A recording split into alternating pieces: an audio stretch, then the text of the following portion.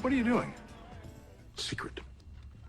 Certainly you can tell me. I'm your flamingo. No. The secret. Haven't you heard? The law of attraction. Get with the program, man. And William Shatner, etc. But again, this is a phenomenon. New York Times bestseller. Oprah has never done this before. She had Rhonda Byrne and some of the other secret sharers on. There was such an outpour of response from Oprah that she brought in within 1 week. She brings them back for a second show on the Oprah Winfrey Show.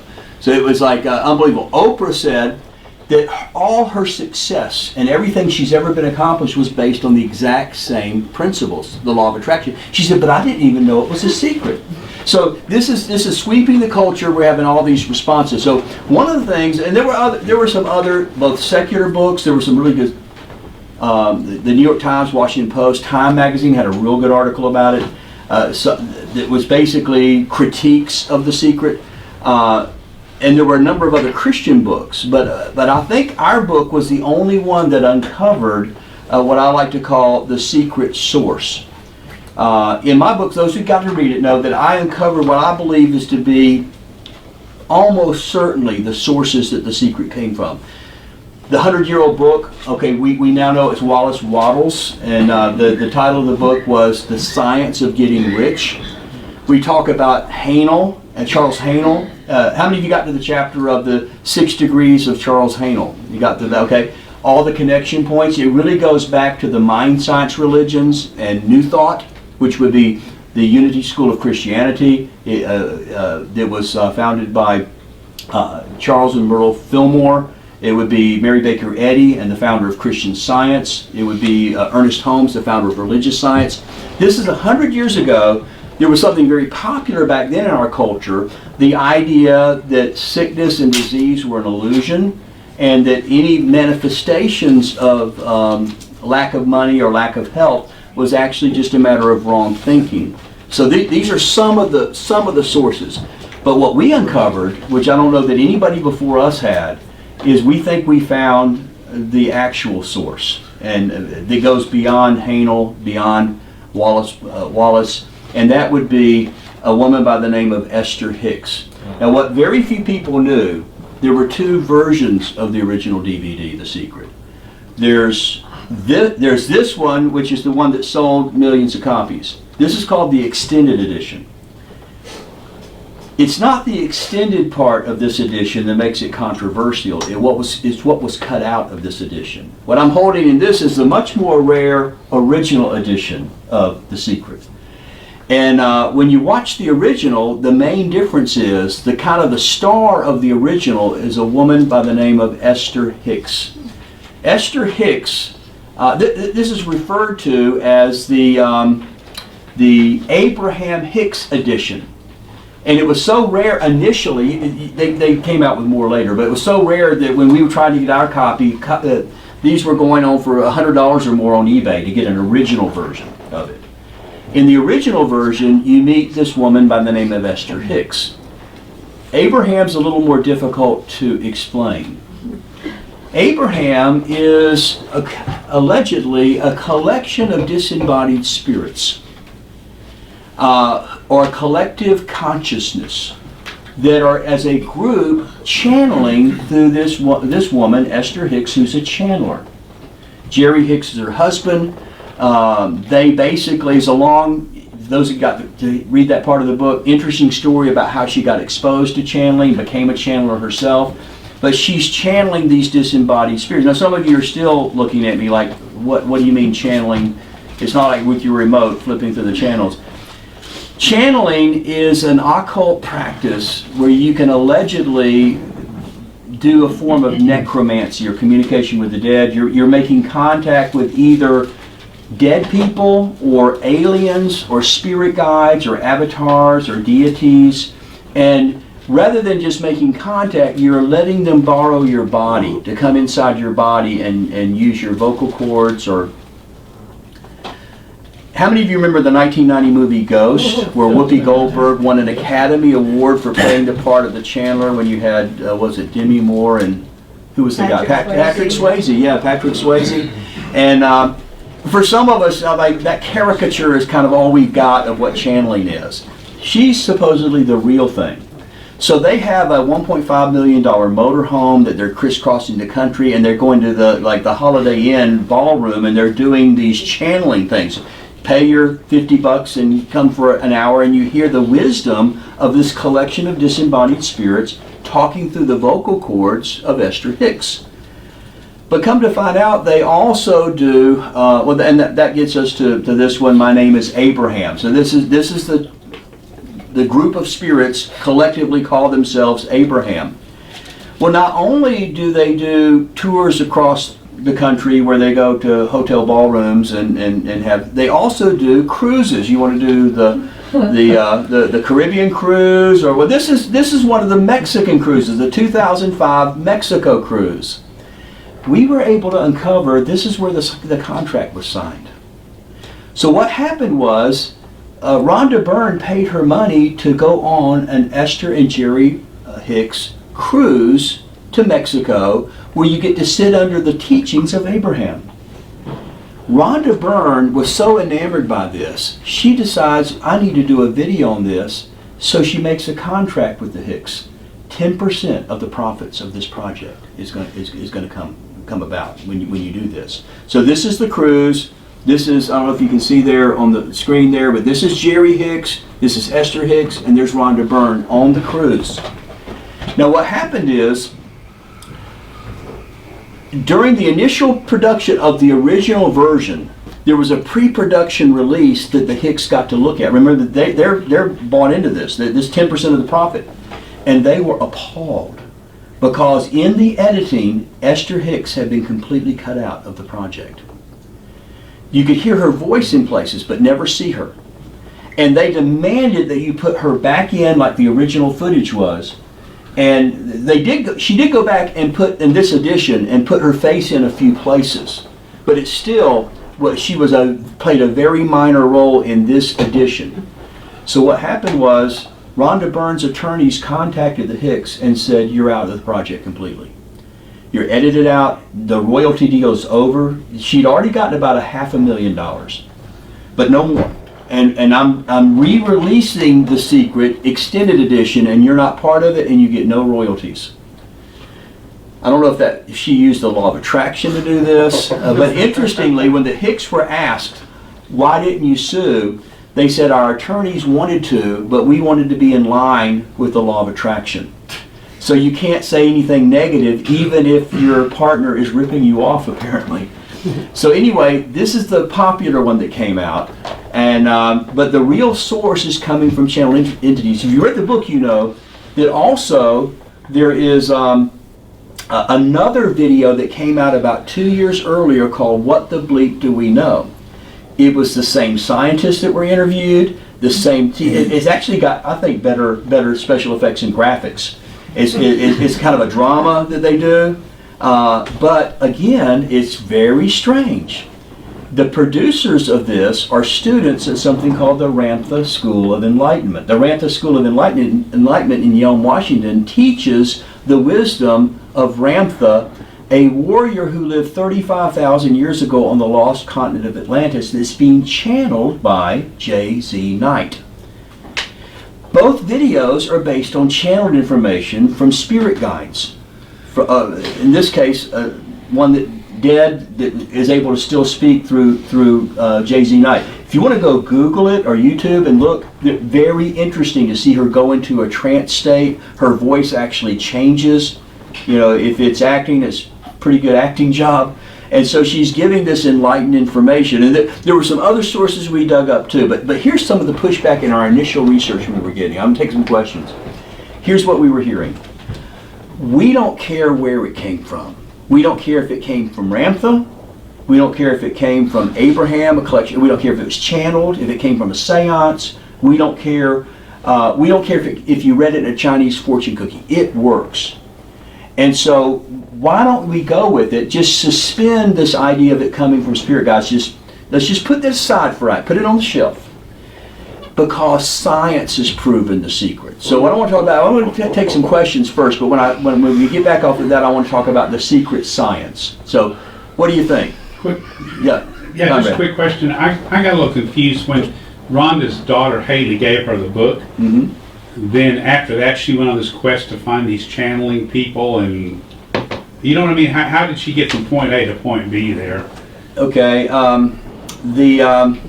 There's another book that's published by Hay House out of Australia, which is where she lived, which may have been another connecting point, but we couldn't quite nail that down. Okay. But either through Google or what have you, once she got introduced to the principle of that, she started getting connected with other people, the mind science religions, other channelers and stuff that were teaching that, and then she apparently decided to go on the cruise.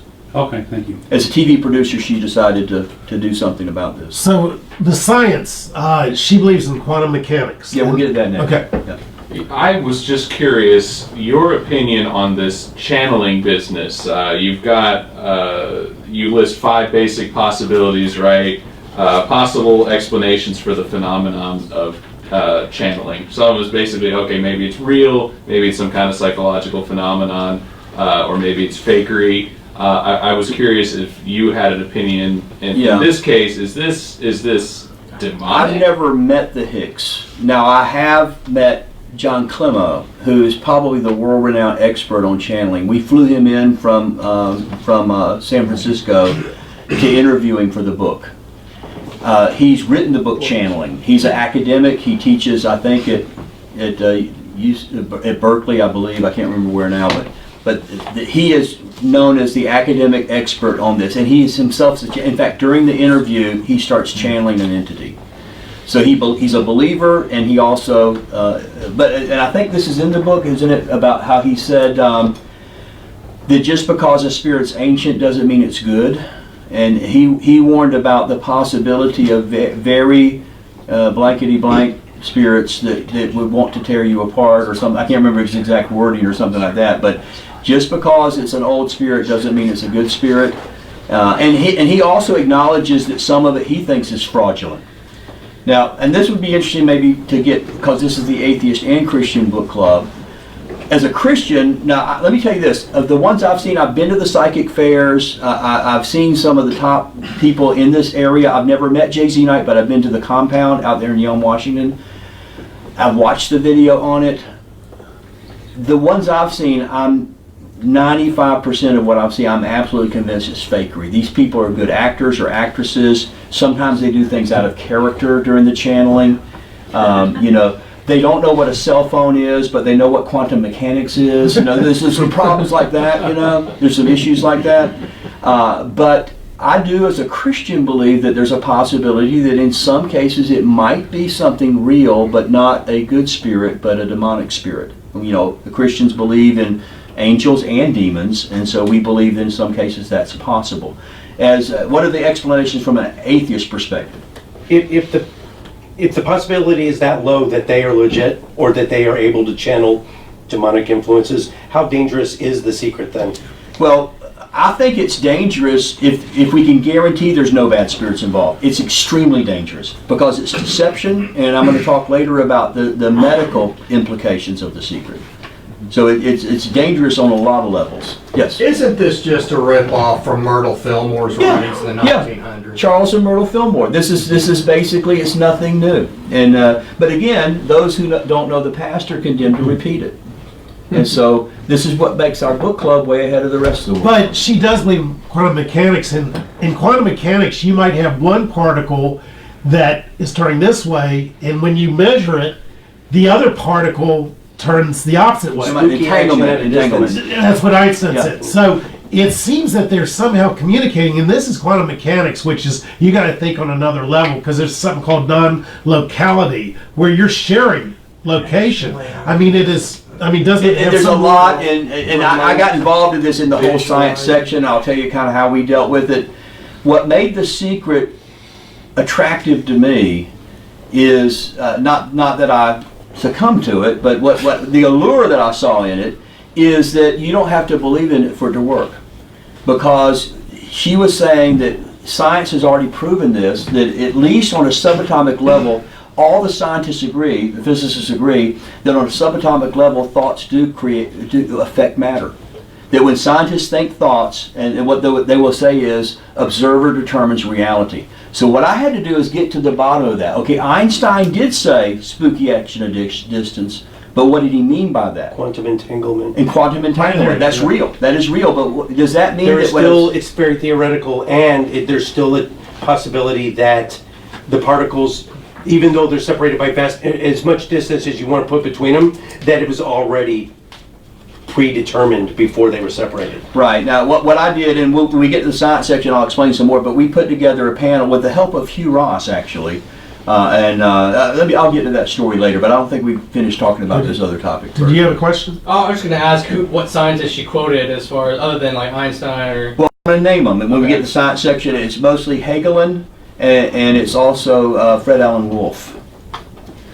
I'm curious if, like, The Secret or The Law of Attraction, is that stuff still popular today? Like, Yes, I didn't. Yeah, I brought. Here's one of the sequels to the book. There's been a series of sequels that's come out. The website's still there. They're still selling. I think they're not $35 anymore, but they're still selling digital streaming copies of The Secret. There's like 3 or 4 different, like The Power or The Hope or something. Yeah, there's 3 or 4 sequels out to it and stuff like that. So just think about the money. Those of us who've written some books, if you sell out of 1.7 million in the first printing, they print 2 million more.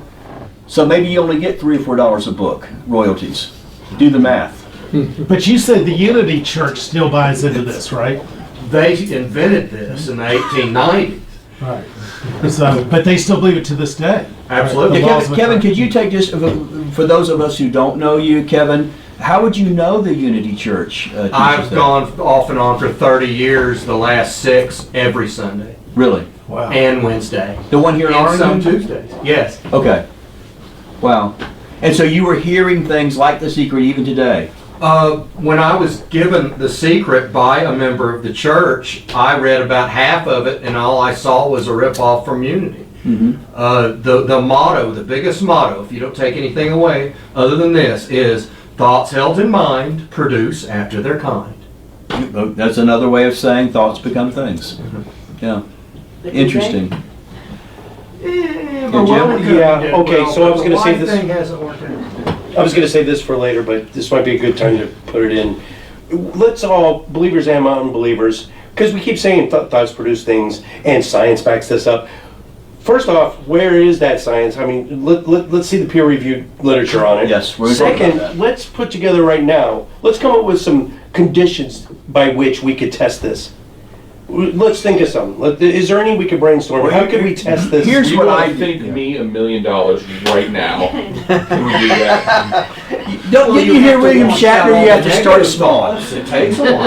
Yeah. Well, you'd have to be able Okay, to let's turn think a on dollar people bill and right here. You might get you might get some euros or something. Let me do this. Let's do this. Since Jim brought it up, let's talk about the science. I'm just saying, if you watch the video, and this is something, and I'll show you part of the video, it's much more convincing than I'm making it sound in my explanation. I'm trying to be fair on it, and I think if you read my book, you can see I've been over backwards. Let's not even worry about the spirit guides. Let's just try to see if there's something we can salvage out of this. But I don't think anything's salvageable, and if you got to read the last, what completely blows it out of the water is the sacred secret. And that's the very, very last chapter. But let's do this. Let's talk about the secret science for just a minute.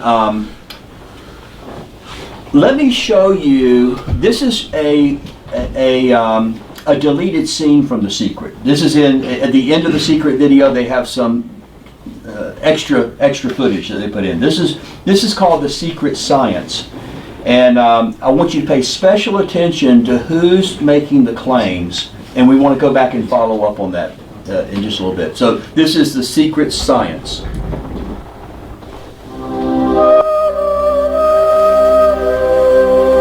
This is the great secret of life.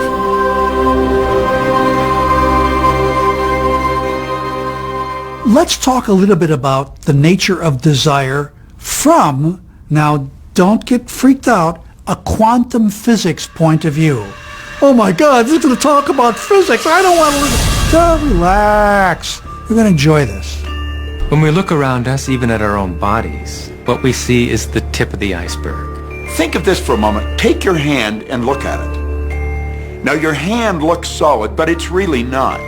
If you put it under a proper microscope, you'd see a mass of energy vibrating. Everything is made up of the exact same thing, whether it's your hand, whether it's the ocean, or whether it's a star. And that's not a new idea. A fuzzy-haired guy in 1925 wrote on his chalkboard, E equals mc squared. What that says is on one side of the equation is mass and light and everything that we perceive, but it all equals energy. Everything in the universe is energy. I don't care what city you're living in, you've got enough power in your body, potential power, to illuminate the whole city for nearly a week. So what do we know about the properties of energy? Number one, all energy has a vibration. All energy has a vibration. It emits a frequency. We are frequency generators. If you get close to someone's skin, you can feel infrared energy being given off. If you look at them, you're seeing light energy given off. We now have scans where you can put a machine around somebody's head instead of putting the electrodes on their head, and perceive and record the energy that their brain is giving off. What most people don't understand is a thought has a frequency. Every thought has a frequency. We can measure a thought. And so if you're thinking that thought over and over and over again, or if you're imagining in your mind, okay, having that brand new car, having the money that you need, building that company, finding your soulmate, if you imagine what that looks like, you're emitting that frequency on a consistent basis. Our job as humans is to hold on to the thoughts of what we want, make it absolute clear in our minds what we want, and from that we start to invoke one of the greatest laws in the universe, and that's the law of attraction. Very basically put, the law of attraction says that like attracts like, but we're really talking at a level of thought. And that principle can be summed up in 3 simple words. Thoughts become things.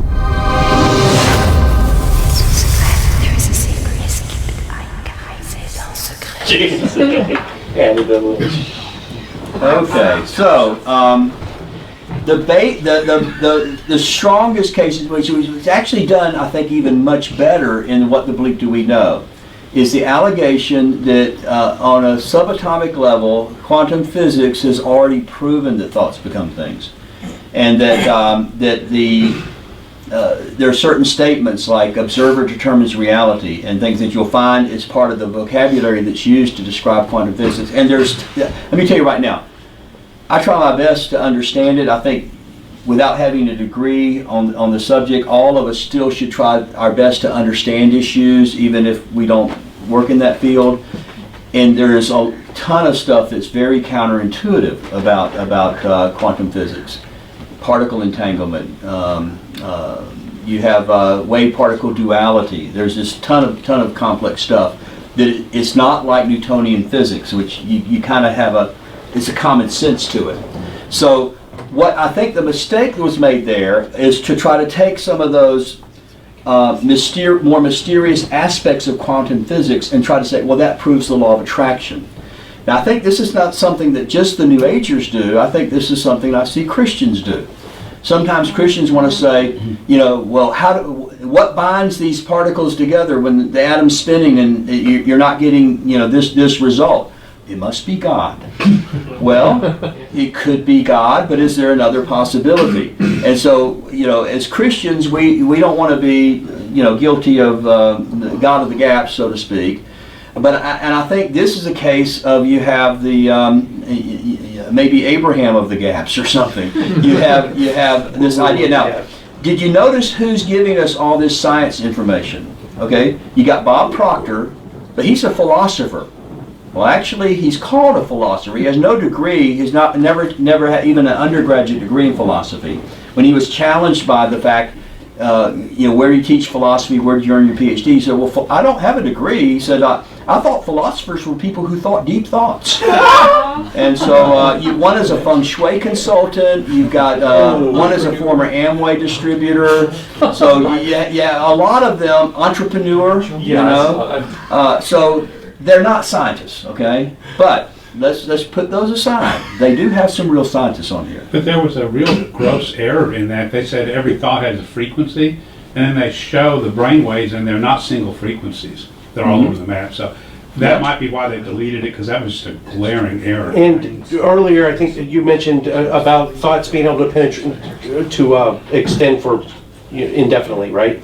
And I correct me if I'm wrong, the actual electrical emanations from the electrochemical reactions in our synapses can barely penetrate the skull. Yeah. Maybe it's about an inch past your head. They have the machines, About an inch past your what's the head. hydrocephalus, I mean the electrocephalograph, I think they call it. Right, but how far do they extend Well, out? here's what their And I argument understand is. you can barely make it through the skull. Yeah, but what they would argue is that the equipment that we have now and the technology we have now, we can barely pick it up here, but the universe is getting it clear across light years away. But if it only makes it to here, Well, the part we can measure only gets that far. Now, again, a lot of this, and let me say this, in the whole area of holistic medicine or New Age medicine, we get a lot of this idea that you are balancing or harmonizing energies, okay? Energy, yin and yang, okay? Can you show me that in an EKG? Can you show me this in a X-ray? Can you show me this in a sonogram? Can you show it to me? Quantify it. You said frequency. What's the frequency of yin compared with the frequency? Well, what you end up with is they finally say, well, it's not physical. Oh. If it's not physical energy, what kind of energy is it? Well, it's going to be psychic energy. It's going to be consciousness energy, or it's going to be, well, spiritual energy. Well, once you start treating somebody's spiritual problems, you're not practicing medicine anymore. You're practicing a religion at this point. And so a lot of I'm not saying, there's a lot of things good in alternative medicine. I don't want to throw the baby out with the bathwater. I don't think so.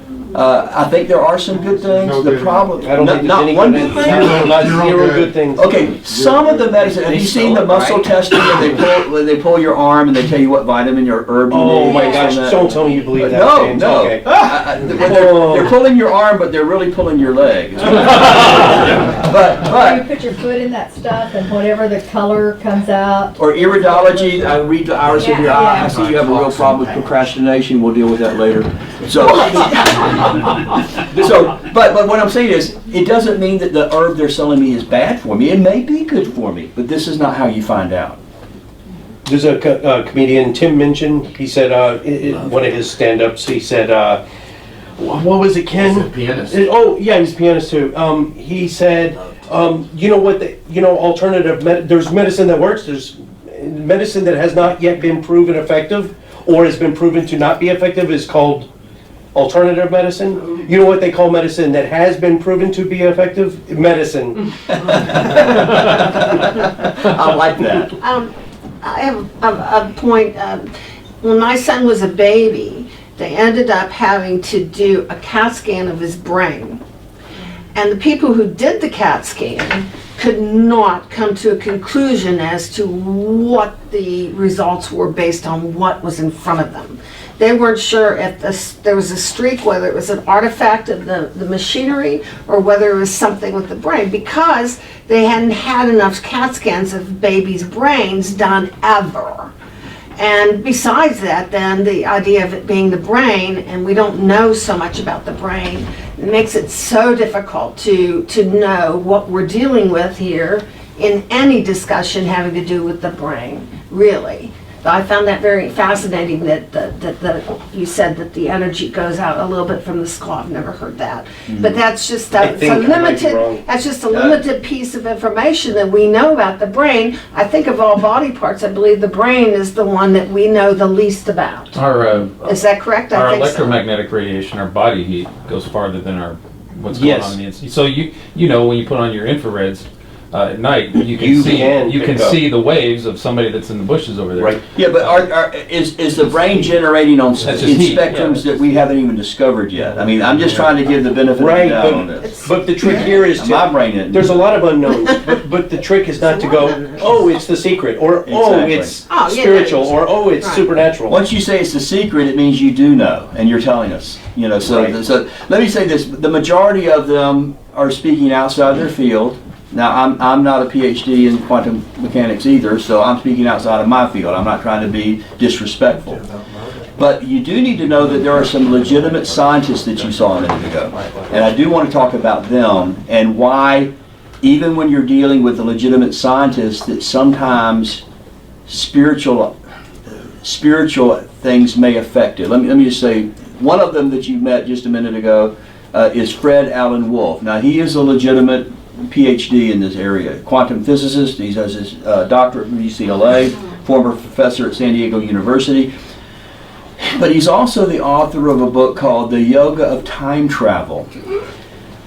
While he does talk about that quantum physics has proven the secret in the law of attraction, he also believes that quantum physics proves that you can, using the principles of yoga, travel backwards and forwards in time. What I'm trying to say is this may not be mainstream science in this area. Let me just tell you that I am a certified Iyengar yoga teacher, Yes. and we don't time travel. Once you learn how to, please come back. Once you have that course and tell me how to do it. using transcendental Unless you meditation? fly across the country. I also am a transcendental meditation practitioner and have been since 1972. And I do don't you fly. transit? Well, we're going to talk about yogic flying in a moment. Thank you. Yes. Okay. Doesn't happen. Okay. So you're just an underachiever. I'm an underachiever. Just because somebody who is an expert in one field doesn't mean what they claim to be true necessarily means it's right. Just like Isaac Newton was a genius and invented calculus by the time he was 26, but he also believed in alchemy, Yes. which chemistry later replaced. Right. And there's plenty of claims that people make that just because they make it smart a in bunch one of area. end-time prophecies that he made based on divine scriptures. Yeah, that issue that you could be brilliant in one field and be totally outside of rationality in other fields. That's a possibility. Also, I think sometimes people are being quoted as making claims that they never made. And I don't know if you read in the book about the guy on What the Bleep, the physicist, who was furious because he said, I specifically told them on camera that your consciousness does not affect reality. They cut that part out and made it seem like everything I was saying was in line with this. He was furious about it. That's another thing I was going to say is when you look at what that person is actually claiming, the whole E equals MC squared, he's explaining it, then it moves on to another person saying something, and they thread them all together to make this narrative, and they're only claiming this one little section that they actually said. Let me say the other scientist, the main scientist, which has, I think, even better credentials than Fred Allen Wolf, is John Hagelin. John Hagelin is professor of physics and director of the Institute of Science and Technology, Public Policy at the Maharishi University. Now, before that, he actually worked at CERN, his particle accelerator in Switzerland. He is definitely has his chops, has his degree, has taught in reputable schools. But John Hagelin did go through a conversion to with the Maharishi Mahesh Yogi, and basically quit his job at a traditional university to become the head of science at the Maharishi University in Fairfield, Iowa. And he makes, to me, the more compelling case for quantum physics has proven the law of attraction. But again, it's tempered to me by the other things he teaches. So he does teach that quantum physics has proven the law of attraction, but he also teaches something called, through the Maharishi Mahesh Yogi, he's a founder of Transcendental Meditation. He became a direct disciple of him at Fairfield, Iowa. For the older ones in the room, you may remember that Maharishi Mahesh Yogi became a guru to the Beatles back in the mid-1960s. Remember that? He introduced Transcendental Meditation. His first trip to the United States, he introduced Hinduism for Americans. It didn't get anywhere. He went back, regrouped, came back a second time, Transcendental Meditation, and one of his, I think, more popular statements is, you don't even have to believe in it for it to work. It's not a faith system. It's more of a scientific way of doing things. And there are, a number of I think benefits that can come from relaxation, from meditation. There are benefits of that. But we want to be careful then taking the fact that we're getting benefit and value from it and say, oh, that means all the philosophy that they're teaching or all the religious things they're teaching is equally true. So the Maharishi Mahesh Yogi introduced something called yogic flying. Yeah, before we show the video. Let me finish that part and then we'll take the break. We've got a late start anyway. He began something, let me get there, here we go, called yogic flying. This is flying without an airplane flying.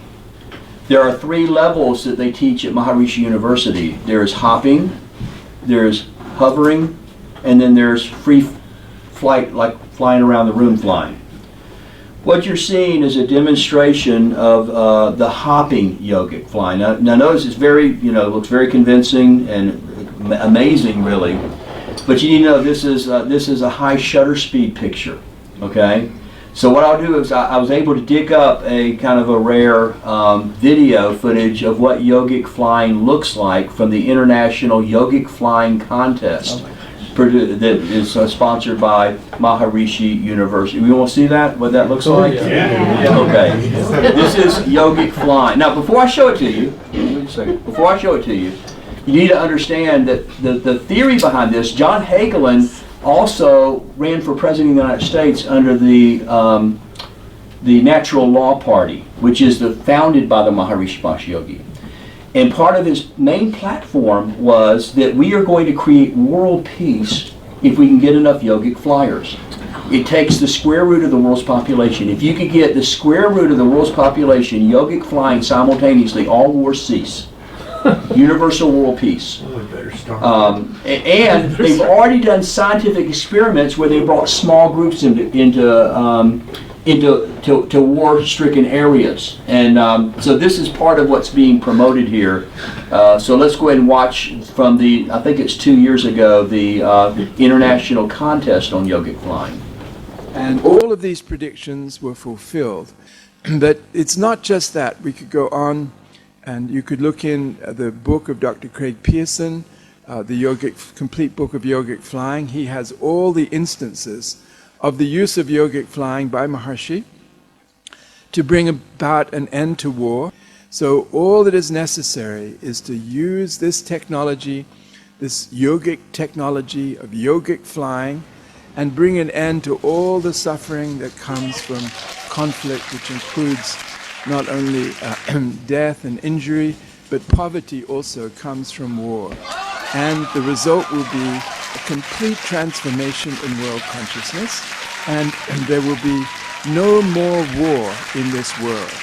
And there will be unity in diversity in the family of nations, and the whole human race will live generation after generation, enjoying prosperity, enjoying fulfillment of life. I'm not saying that this disproves Hagelin's scientific claims that are made about the law of attraction and quantum physics.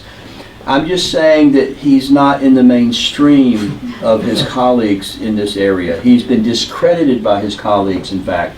I contacted one of his, and I'll show you a picture of one of his colleagues who basically talks about how he's been discredited by his peers because of some of the theories that he's coming out with now. So it's, as one of the experts I talked to about, she said, it's not fringe so much as it's lunatic fringe.